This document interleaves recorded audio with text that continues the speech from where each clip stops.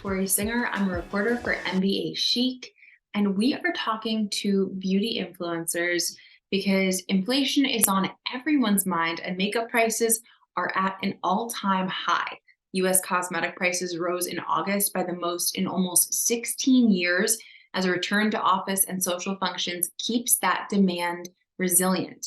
Prices for makeup rose 2.3% in August from a month earlier, which was the largest increase since 2006. So we are connecting with digital creator Chris Hahn, co-founder and CEO of Jonda Health, Suhina, aka Luxit Girl, and beauty influencer Katrina Ton, aka Call Her Classy. All three ladies are MBAs and all love to inspire others and share their beauty tips and advice. So our first question for the pros is, what are some go-to favorite brands that don't break the bank?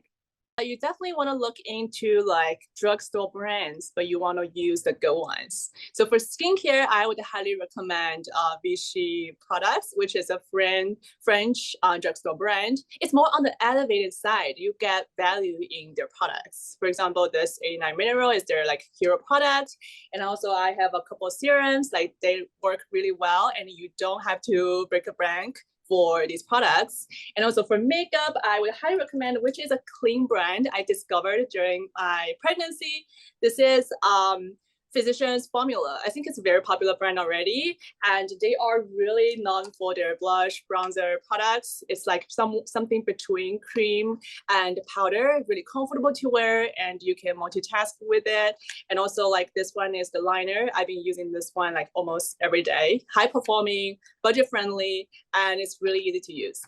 For me, when it comes to keeping things in budget, it really is about quality over quantity. I think when I was much younger, everything was quantity. I'd be like, oh my gosh, this looks amazing. I want to try that and I want to try this. I literally just keep things to the bare essentials and what works. So a really good example for that is the Gucci foundation that I actually use every day that I actually love. So I'm just going to show you what it looks like over here. So this I actually bought like 6-7 months ago, and you can still see there's still quite a bit in there, and I actually use it every day. I just use a small drop every day, and that's it. And that cost me, I think, about 110 or 109 Singapore dollars. I don't really know how much that is in USD. But I probably have like another 3-4 months left of foundation in there. And so, I mean, if I work that out, I mean, that's probably about $12 a month, somewhere between $12 to $15 a month, just for the foundation, which for me, I think is perfectly acceptable. Another good example for me is like, for me, and eyebrows are really important. I don't think you can leave the house without your eyebrows looking like on point. And so one of the ones I use is like the Bobbi Brown brow kit, for example.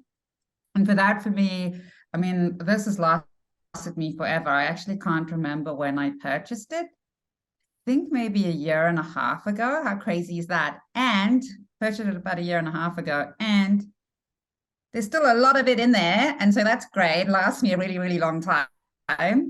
I try to not buy unnecessary stuff unless I really, really need it. Another example is like the eyeshadow that I use for like highlighting. For me, this was actually gifted to me 4 years ago. That's crazy. And you can see it's still all here, and you can see the shades that I use. I'm going to open this up so you can see it, but you can see which are my most used shades, with the highlighter and the black one, because I use that as an eyeliner or sometimes for a smoky eye, and that's about it. And then I occasionally use some of the other colors, but it's great because it's a really neutral palette, and this is like 4 years going.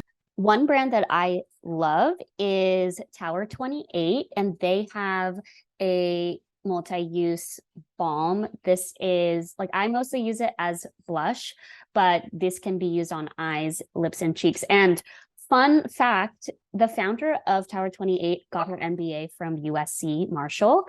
And I was listening to a podcast that she was on, and she was sharing her MBA journey and how she wanted to create a makeup, or just like a like a beauty brand that was good for people with eczema or sensitive skin. And so it was really cool to hear that. And that's why I love this brand. Not only is it like an Asian female founded and owned brand, but she also really cared about the affordability of her products and the performance of her products. So Persona Cosmetics, they call them their multi-stick. So this is a really beautiful, like bright pink blush color that can be used on your lips and cheeks. This is also a bronzer that is a multi-stick that can be used on your eyes, lips, and cheeks.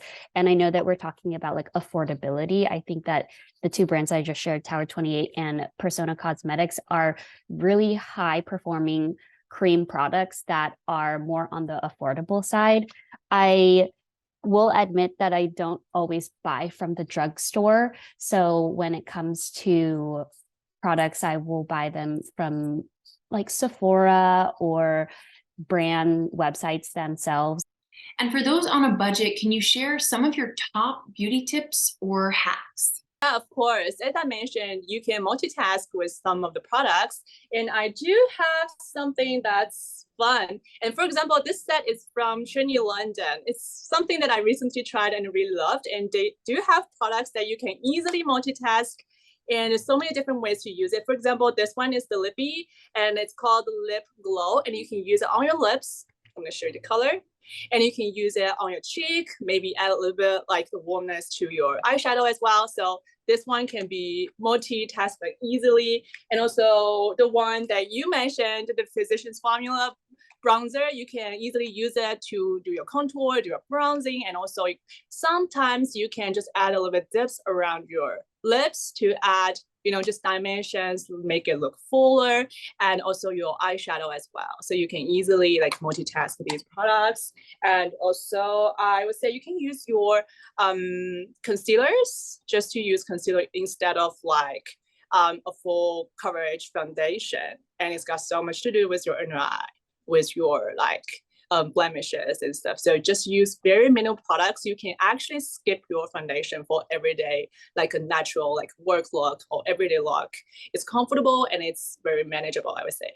I really do need concealer because I walk around like a panda with panda eyes most of the time. And one of my favorite tricks is, especially if you want to get a really nice defined brow, is actually being able to you use a very little bit and use a slightly different brush. And you basically just put it on the underneath of the brow, and that actually acts as a really nice highlighter color for underneath the brow. So that really helps to open up the eyes, which is quite nice. And then like if and when sometimes if I do, I think having the brow kit to me is sometimes a luxury.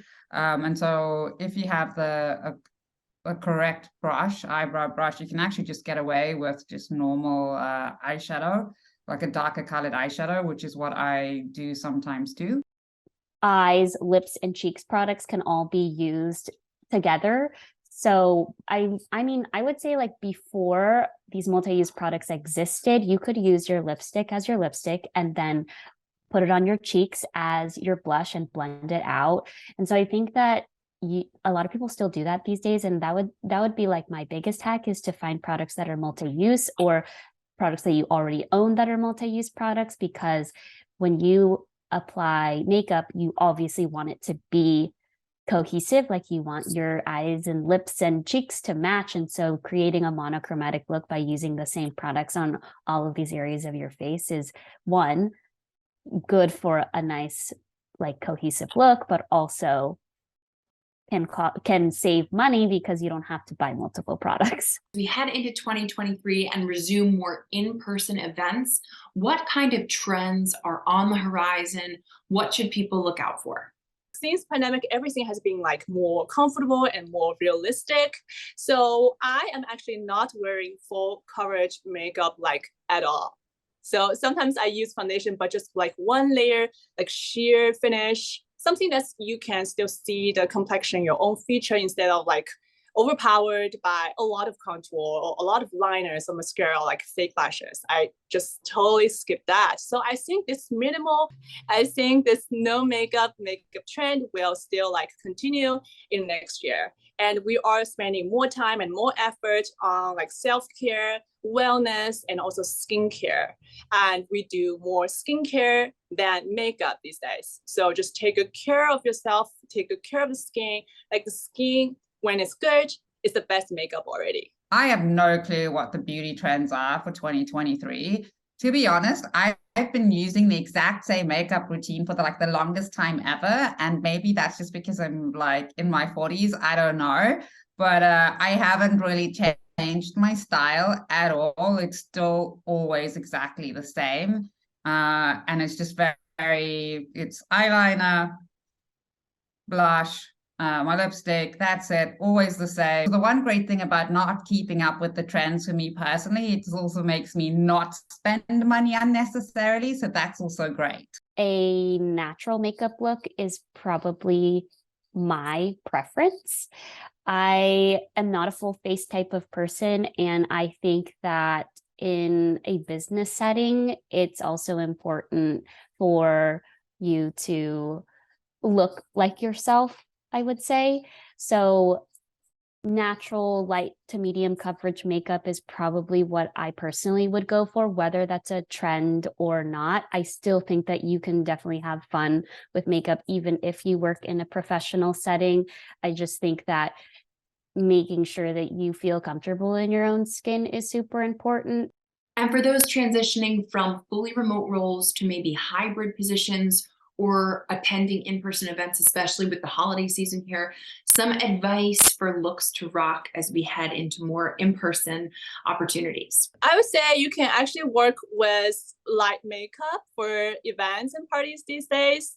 And you may want to add just a tiny little bit of shimmer over your everyday look to be more sparkly and more festive. And that works for me at least. Or you can bring your like dark lipstick, red lipstick to be festive and holiday inspired. I think, do what works for you. I always go with keep it simple. I think that's always the best thing. And then I think, for those that have taken a break and then are going back into wearing makeup more frequently because there's more work events, the only thing I would say is just make sure that you actually are washing your skin properly and you're actually removing the makeup every night. Because at the end of the day, I mean, your skin is the canvas for the makeup. And so it's really important to take good care of your skin. And so, I mean, the worst thing you can do is go to bed at night with makeup still on your face. So for me, if and when I go into the office, I want to look and feel like myself. So my favorite things to wear when it comes to like foundation or base products that are like tinted moisturizers, so that I can, one, let my skin breathe, but also so that I look more natural when it comes to a work environment. I obviously shared a lot of cream products. I love cream products, whether that's in the winter or the summer. Thanks so much for joining us and being a part of this conversation. We hope that you'll include your personal picks and continue the conversation on MBAchic.com.